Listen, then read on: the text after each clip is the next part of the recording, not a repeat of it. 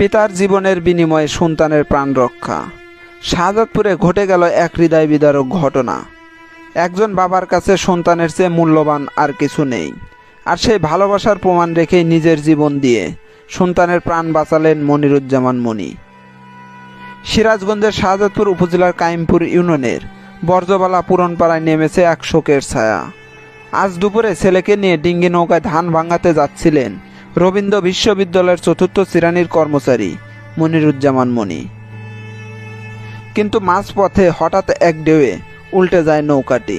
সাঁতার না জানা মাত্র 5 বছরের ছেলেটিকে বাঁচাতে মরিয়া হয়ে ছুটে যান মনি। নিজেকে তলিয়ে যেতে দিয়েও সন্তানের মাথাটা পানির উপরে ধরে রাখেন তিনি।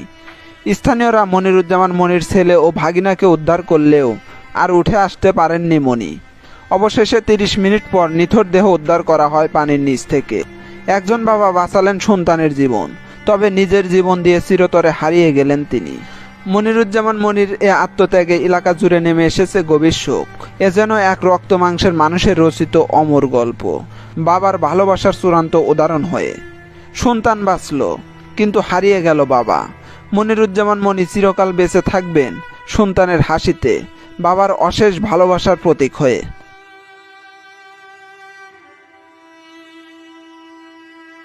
পাঁচ বছর উপরে হয়েছে।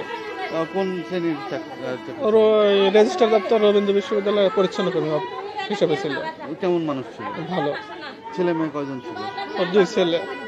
ছেলেদের বয়স কত? একটার বয়স 4 বছর আর ছোট এক। তো এটা আপনারা যখন শুনলেন আপনাদের? আমি বাড়ি থেকে নৌকা 4 জন, আমি, আমার মামা, মামাতো ভাই, নানা গেছিলাম। যার পরে এই নৌকা ঢেউ এসে ডুবে গেছে। তারপরে আমি আমার মামাতো ভাইকে আমি ধরেছিলাম। তারপর আমার মামা লাফ দিয়ে আমার মামাতো ভাইকে ধরল। তারপরে আমি কটিহুরার পার উঠেছিলাম।